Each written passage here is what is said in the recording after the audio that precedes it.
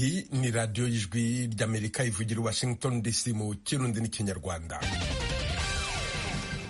Nongeye kubasuhuza muri kumwe na Venuste Nshimiyimana. Mu Rwanda mutwumvira kuri FM 93 n'ibice bitatu i Karongi na FM 104 n'ibice bitatu i Kigali, naho mu Burundi turi ku mirongo migufi ya shortwave kuri metero 19 na 22. Dore ingingo nkuru twabateguriye. Muri Repubulika ya Demokarasi ya Kongo mu burasirazuba bw'igihugu, aho icyorezo cy'ubushita bw'inkende cyatangiriye, bategereje inkingo, imiti yo kuyivura ni mike. Inkuru irambuye ni mukanya. Mu Burundi havugwa abandi ubushita bw'inkende, ubuyobozi bwafashe ingamba zo gukumira iyo ndwara. Gukaraba kenshi n'amazi meza n'isabuni, gukoresha imiti yo kwihanagura mu minwe bimwe twita amadesinfectant, kutegerana cyane igihe turi nko mu masengero, mu masoko cyangwa mu bindi bikorwa, ku mashure. Lidwine Baradahana, minisitiri w'ubuzima mu Burundi. Abarimu bigisha mu mashuri ya leta mu ntara ya Kivu y'Epfo banze kwigisha ku munsi wa mbere w'itangira ry'amashuri, basaba kongererwa umushahara. Ikaje mu kiganiro iwanyu mu ntara. Duhere ku makuru avugwa hirya no hino ku isi, kumwe na Eugene Mukankushi. Amakuru yacu tuyahere mu burasirazuba bwo hagati. Ingabo za Israeli ejo ku wa mbere zari zimaze kwica Abanyapalestina batari munsi ya 48 mu masaha 24 mu ntara ya Gaza, mu gihe zikomeje guhangana n'abarwanya umutwe wa Hamas nk'uko abayobozi muri Palestina baraye babitangaje. Ni mu gihe abaganga bakomeje guha urukingo rw'indwara y'imbasa abana bato muri ako karere. Uru rukingo rwari rugeze ku munsi warwo wa kabiri. Abategetsi b'Abanyapalestina n'aba ONU bavuze ko abana babarirwa mu bihumbi 87 bakingiwe mu bice byo hagati mu ntara ya Gaza ku cyumweru, umunsi ibikorwa by'ikingira byatangiriyeho. Hamas na Israeli bemeye guhagarika imirwano by'igihe gito kugira ngo abana bagera mu bihumbi 640 bazabashe gukingirwa. Nta kurenga ku masezerano y'agahenge byagaragaye hafi y'ahabera ibyo bikorwa. Abategetsi muri Palestina ejo kuwa mbere bavuze ko Abanyapalestina 7 bahitanywe n'ibitero by'indege bya Israeli ku mujyi wa Gaza, mu gihe ibindi bitero 2 by'indege Ibreij na Nuseirat, ahari inkambi z'impunzi, byahitanye abandi bantu 6. Ntacyo igisirikare cya Israeli cyabivuzeho, ahubwo cyari kibisabwe. Ejo kuwa mbere komisiyo y'amatora ya Tunisia yanze icyemezo cy'urukiko gisubiza abakandida perezida ku rutonde, kandi polisi yataye muri yombi undi mukandida. Abatavuga rumwe n'ubutegetsi ibyo barabinenga, bavuga ko ari urundi rugero rw'uko perezida Kais Saied aniga ihiganwa. Ititaye ku rwego rukuru rw'ubucamanza, komisiyo yemeje gusa kandidatire ya Saied n'iz'abandi 2, Zuhair Magazhawi na Ayachi Zamer, mu matora y'umukuru w'igihugu azaba tariki ya 6 y'ukwezi kwa 10. Umuyobozi wa komisiyo y'amatora Farouk Bouasker yagize ati: komisiyo ni rwo rwego rwonyine rwizewe n'itegeko nshinga rwahawe inshingano z'ubunyangamugayo mu matora. Ejo kuwa mbere impirimbanyi nyinshi zateraniye hafi y'icyicaro gikuru cy'iyo komisiyo ziyisaba gusezera ku mirimo. Amashyaka atavuga rumwe n'ubutegetsi muri Tunisia n'imiryango iharanira uburenganzira bwa muntu yashinje abategetsi gukoresha inzitizi zidahwitse n'iterabwoba kugira ngo Saied azongera atorwe. Abanyapolitiki batavuga rumwe n'ubutegetsi bavuze ko komisiyo itagifite ubwigenge, kandi ko intego yayo imwe rukumbi ari iyo gukora ku buryo Saied atsinda mu buryo bworoshye. Iyi komisiyo ihakana ibyo birego, ikavuga ko nta ruhande ibogamiyeho. Saied watowe muri demokarasi mu 2019 mu mwaka ushize yavuze ko atazaha Tunisia abadakunda igihugu. Iyi ni radiyo ijwi ry'Amerika yumvikanira i Washington DC. Nigeria ejo kuwa mbere yashinje abantu 10 icyaha cyo kugambanira igihugu no gucura umugambi wo gushishikariza igisirikari kwigomeka ku butegetsi. Iki cyemezo kije gikurikira imyigaragambyo yo mu kwezi gushize yabaye mu gihugu hose, aho abantu ibihumbi amagana bihereje imihanda bamagana ubuzima buhenze. Abari muri iyo myigaragambyo bahuye n'ingufu z'abashinzwe umutekano babirayemo, ndetse bamwe bahasiga ubuzima. Umuryango uharanira uburenganzira bwa muntu Amnesty International uvuga ko abantu 13 byibuze bishwe. Inzego z'umutekano zahakanye gukoresha ingufu zica. Aba bagabo 10 bagejejwe imbere y'urukiko rw'igihugu Abuja maze bahakana ibyaha. Mu mpapuro z'urukiko, ibiro ntaramakuru by'Abongereza Reuters byabonye abashinjacyaha ba leta bavuze ko abigaragambyaga bari bagamije guhungabanya umutekano wa Nigeria, kandi ko bafatanyije mu bugambanyi bugamije ubuhemu. Abashinjacyaha kandi babashinje gutwika inyubako za leta no guhungabanya umudendezo rusange. Abunganira abigaragambyaga basabye ko barekurwa batanze ingwate, leta irabyanga.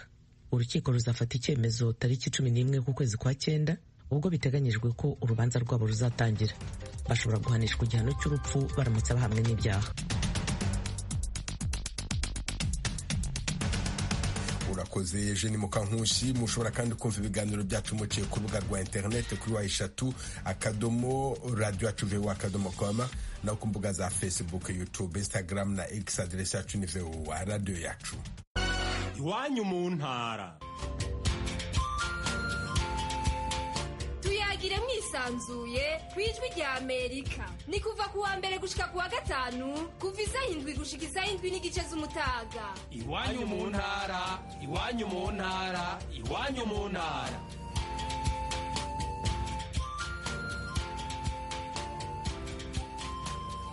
Muri Repubulika ya Demokarasi ya Kongo mu burasirazuba bw'icyo gihugu, abashinzwe ubuvuzi baravuga ko batabona imiti ihagije yo kuvura ubushita bw'inkende.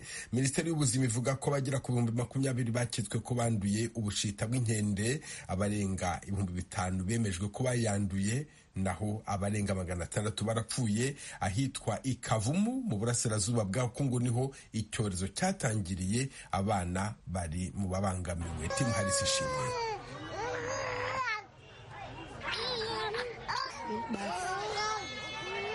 Umwana mwumvurira n'uw'umugore witwa Nzigire Lukangira w'imyaka 32. Umwana ararizwa n'uburibwe atewe n'icyorezo cy'ubushita bw'inkende. Kugira ngo ahore, Lukangira nyina w'umwana akora ibyo ashoboye byose birimo kumugabanyiriza umuriro akoresheje agatambaro aba yinitse mu mazi akagashyira mu gahanga k'umwana ngo abone ko umuriro wacogora. Nyamara ibi abikora ari mu maboko y'abaganga, ndetse akavuga ko kuremba k'umwana n'inzara ishobora kubigiramo uruhare. Kuva umwana wanjye yahura n'iki cyorezo namuzanye hano, yatewe urushinge rumwe ahabwa n'ibinini. Ubuzima hano buragoye cyane, nta byo kurya dufite kandi abantu babujijwe kudusura kubera ko dufite icyorezo cy'indwara ikomeye. Turagowe cyane mu buryo dushobora kuzicwa n'inzara hano. Lukangira akomoka hitwa Ikavumu mu burasirazuba bw'igihugu. Aha niho iki cyorezo cyatangiriye kugaragara, bituma mu kwezi gushize ishami ry'umuryango w'abibumbye ryita ku buzima OMS ritangaza ko iki cyorezo kigomba gushyirwa mu byihutirwa bihangayikishije isi. Aha Lukangira arwarije umwana we, hari n'abandi barwayi bagera kuri 900 bose bagaragaje ibimenyetso by'icyorezo cy'ubushita bw'inkende bahamaze amezi 3. Kimwe n'abandi barwaza, Lukangira yatangiye kwifashisha imiti gakondo nk'igisubizo abona ko aricyo kiboneye cyo kugabanya ububabare bw'umwana we mu gihe aho barwariye hari ikibazo gikomeye cy'imiti. Iki kibazo cy'imiti idahagije kandi gishimangirwa n'umuyobozi w'ibitaro by'Ikavumu, muganga Musole Mulamba Muva.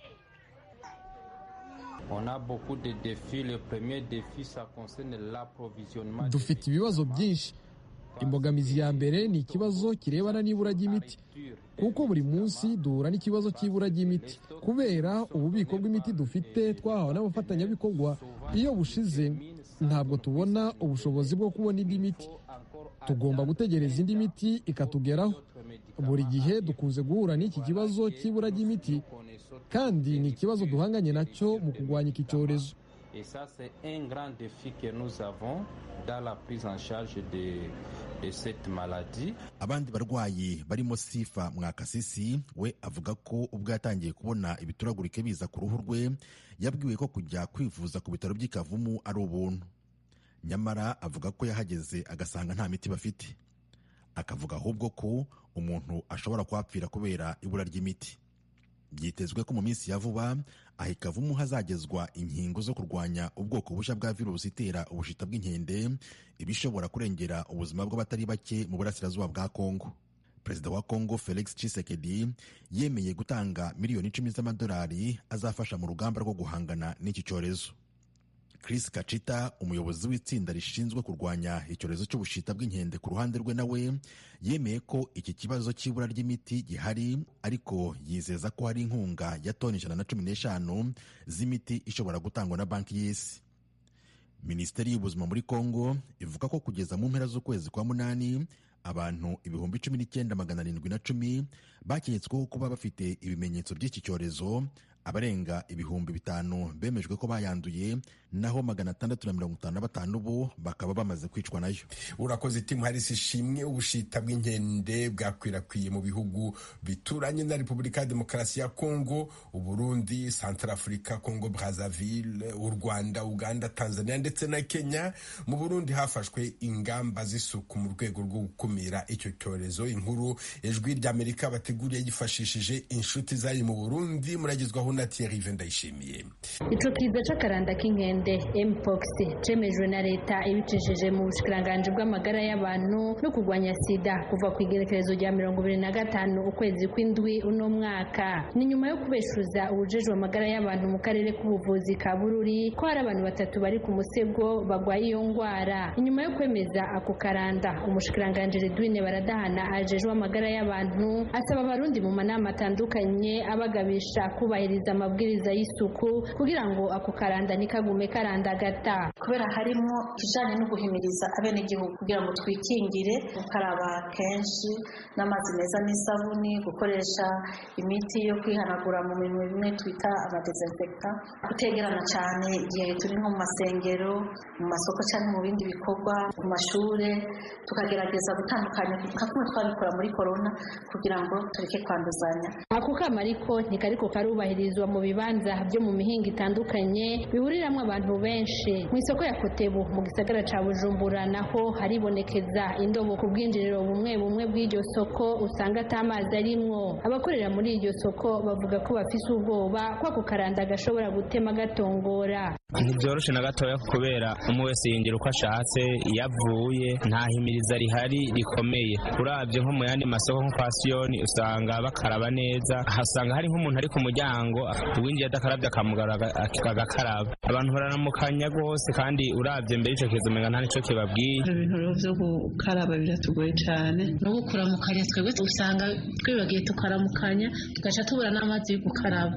No ku bituro bitandukanye byo mu gisagara ca Bujumbura bihagararamwe imodoka rizunguruza abantu, akamu k'umushikiranganje ajejwe amagara y'abantu nikariko karubahirizwa. Uyu ni umwe mu ngenzi yayaze n'abakunzi b'Ijwi ry'Amerika. Nga muri parikingi urabona nta hantu woza urakaraba kenshi hariho, karabazi yuko bari bazanye amabombo bakagira ngaha aye ku murongo abantu bakaza barakaraba, ubu nta bihari, bategerezwa gukora nako mukurira.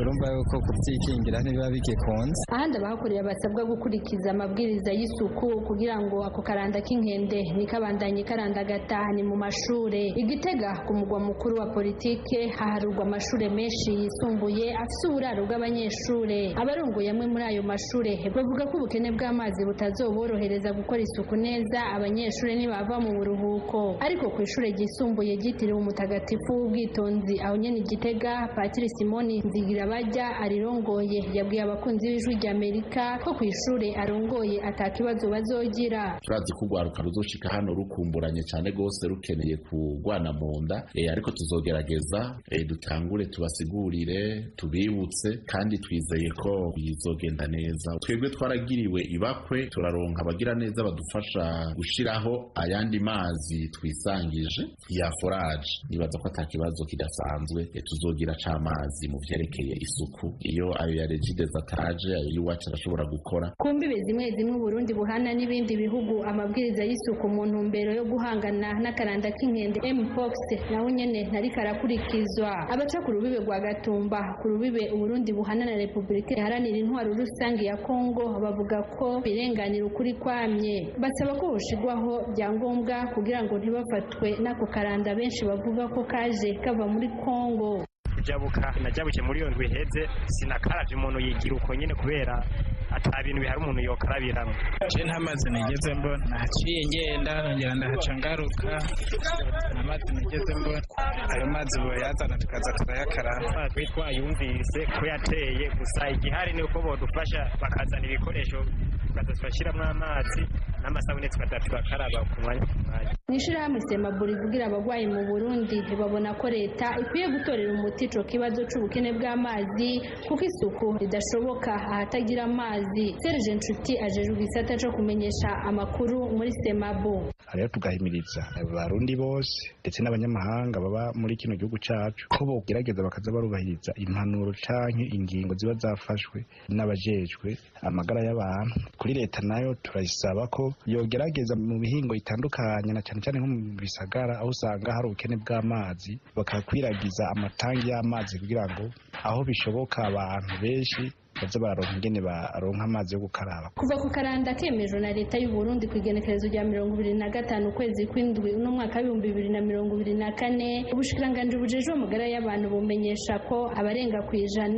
aribo bamaze kwandura ku karanda, benshi nabo mu gisagara ca Bujumbura. Umushikiranganje ajejwe amagara y'abantu asaba uwo wese abonye ibimenyetso by'ako karanda kwihutira kuja kwa muganga kandi ko kuvugwa ari ku buntu. Urakoze Thierry Ndayishimiye. Mukomeje kumva radio Ijwi ry'Amerika ivugira Washington DC mu Kirundi n'Ikinyarwanda.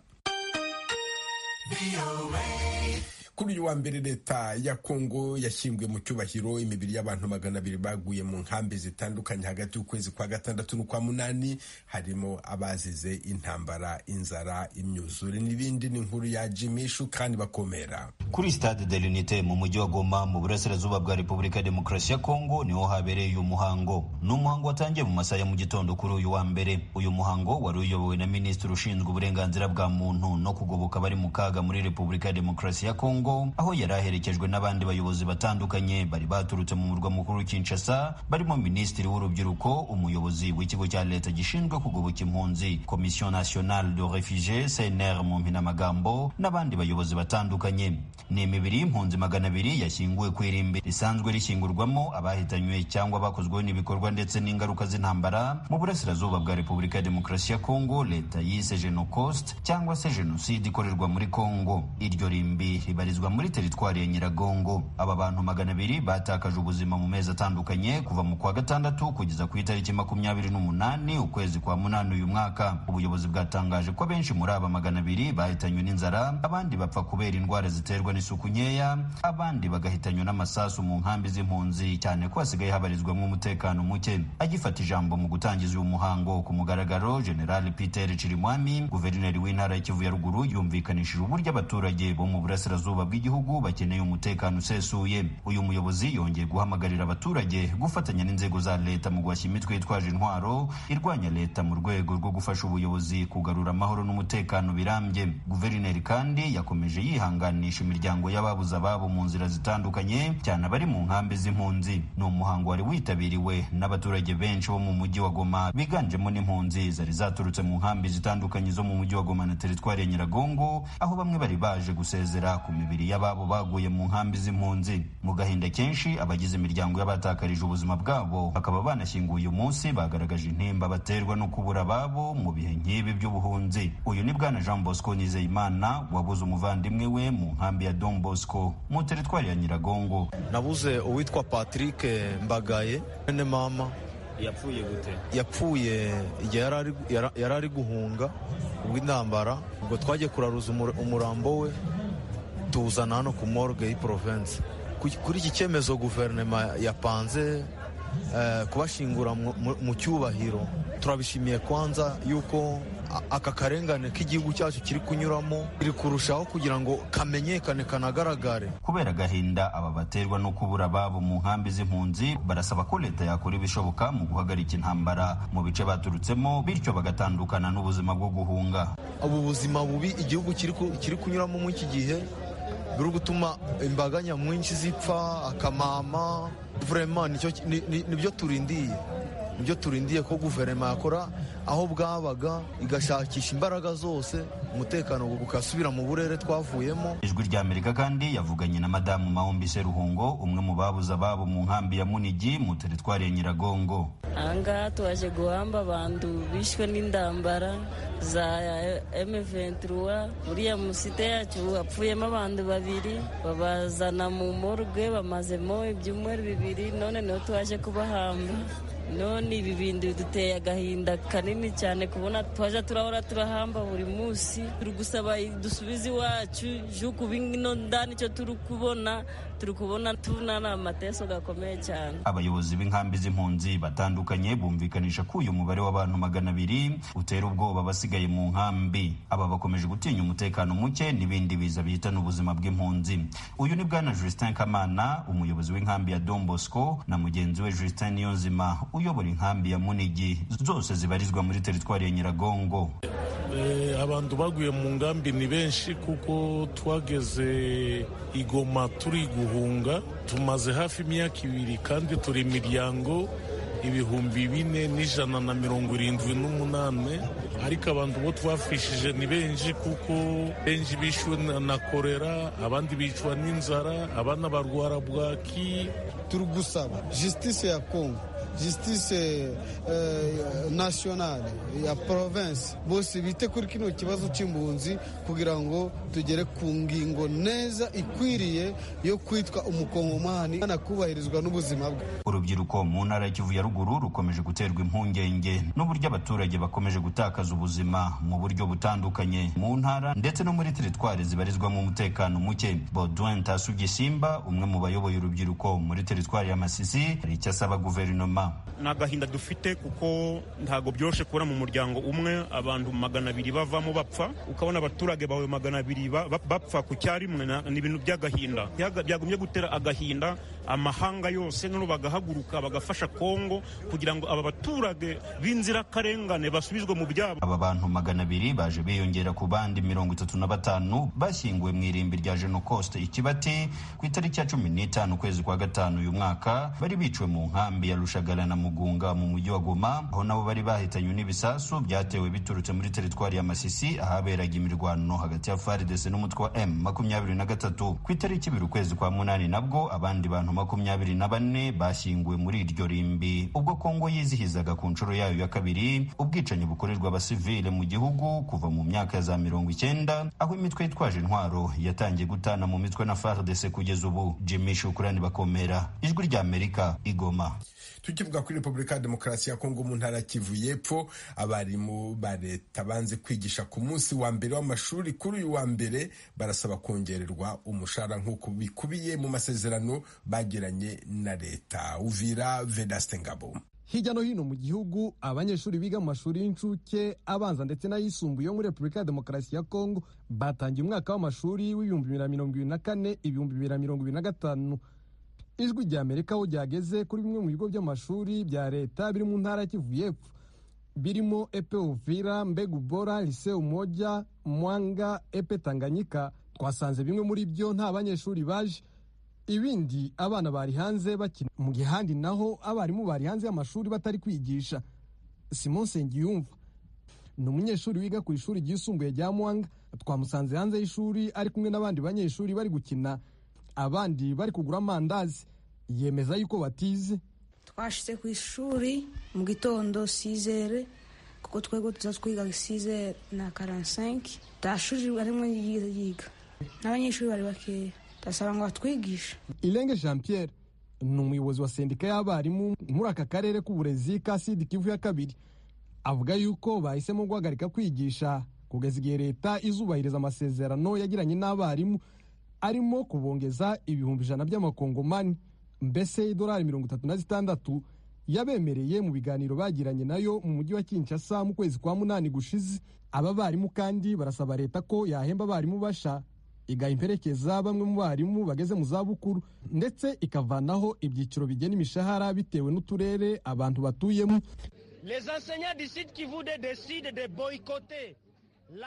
Abarimu bo mu ntara ya Kivu y'Epfo bahisemo kutitabira gutangira umwaka w'amashuri kugeza leta yubahirije amasezerano yayo, arimo kwishura abarimu 100,000, guha nimero ya matrikire abarimu bashe.